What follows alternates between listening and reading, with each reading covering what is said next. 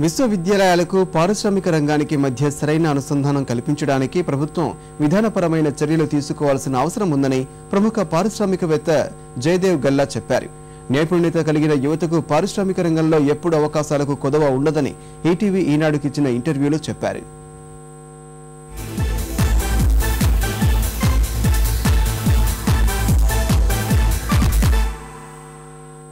మానవ వనరుల లభ్యతలో భారతదేశం ప్రపంచ దేశాలతో పోలిస్తే చాలా ముందంజలో ఉంది. అయితే నైపుణ్యత విషయంలో మాత్రం చాలా వెనుకబాటులో కొట్టుమిట్టాడుతుంది. ఈ పరిస్థితుల్లో మన దేశంలో ఎలాంటి విద్యా విధానం కొనసాగుతుంది, అలాగే పరిశ్రమలకు ఎలాంటి విద్యార్థులు అవసరమన్న విషయాలపై మనతో పాటు ఉన్నారు పారిశ్రామికవేత్త జయదేవ్ గల్లా గారు. ఆయనతో అడిగి మరిన్ని విషయాలు తెలుసుకుందాం. నమస్తే sir.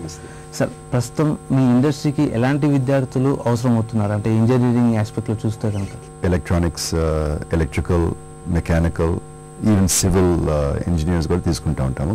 Second and third level universities below IIT we are going to all those places and conducting the campus interviews జరుపుతున్నాము. ఇప్పుడు ఇంజనీరింగ్ గ్రాడ్యుయేట్స్ స్టూడెంట్స్కి స్కిల్స్ సరిపోతున్నాయా మీ ఇండస్ట్రీ అవసరాలకు? ఇంజనీరింగ్ స్టూడెంట్స్ అంటే వాళ్ళకి తీసుకున్న తర్వాత మినిమం 1 year అన్న ట్రైనింగ్ ఇవ్వాలా, లేకపోతే వాళ్ళకి ఏమి ఇమీడియట్గా ఏమైనా చేయాలంటే చేయలేకపోతున్నారు. ఇండియాలో ల్యాబ్స్ చాలా తక్కువ, ప్రాక్టికల్ ఎక్స్పీరియన్స్ చాలా తక్కువ మిగతా దేశాలతో కంపేర్ చేస్తే. కంట్రీ వైడ్గా చూసుకుంటే కనుక మన ఆంధ్రప్రదేశ్లో ఇంజనీరింగ్ కాలేజ్ అత్యధికంగా ఉన్నాయి. ఏటా చూసుకుంటే 1,00,000 మంది బయటకు వస్తున్నారు విత్ అంటే పట్టాతోని.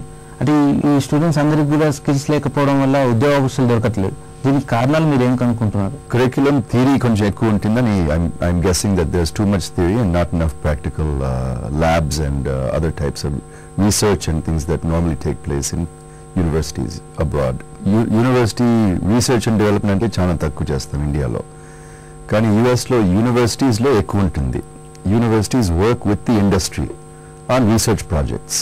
ఇండస్ట్రీకి సరిపోయే వ్యక్తులు గత కొన్ని రోజులుగా చూస్తుంటే కనుక రిక్వైర్మెంట్ విషయంలో కానీ అంటే నైపుణ్యత లేని విద్యార్థులు నేను కనుక్కుంటున్నారా? అంటే మీకు ఏమైనా ఇబ్బందులు తలెత్తుతున్నాయా ఇలాంటి రిక్వైర్మెంట్ విషయంలో? ఇప్పుడు బిజినెస్తో సంబంధించి ఏది చేయాలన్నా ఇంగ్లీష్లో కమ్యూనికేషన్ స్కిల్స్ లేకపోతే చాలా కష్టం. గతంలో ఆసోచామ్ అలాగే నాస్కామ్ కూడా ఇలాంటి రిపోర్ట్లు ఇచ్చింది. మన భారతదేశంలో చాలా మంది విద్యార్థులకు కమ్యూనికేషన్ స్కిల్స్ చాలా గ్యాప్ ఉంది, దానివల్ల ఇండస్ట్రీలో జాబులు మిగిలిపోతున్నాయనే రిపోర్ట్ కూడా ఇచ్చింది. ఇప్పుడు నిజమే అంటాను, there is a demand for talent. Graduates కి ఉద్యోగాలు రాకపోతే problem is there is no qualified people.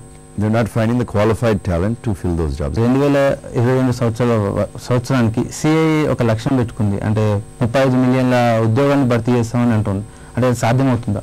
మామూలుగా పోతామంటే అది అవ్వదు. పాలసీస్ మారాలా, ఎడ్యుకేషన్ క్వాలిటీ మారాలా, skill development is most crucial. మొత్తానికి మన రాష్ట్రంలో ఉద్యోగ అవకాశాలు మెరుగ్గా ఉన్నప్పటికీ నైపుణ్యత కొరతనే ఎక్కువగా విద్యార్థులను వేధిస్తుందని ఆయన చెప్తున్నారు. కెమెరామెన్ మల్లిక్తో రమేష్, ఈటీవీ న్యూస్, హైదరాబాద్.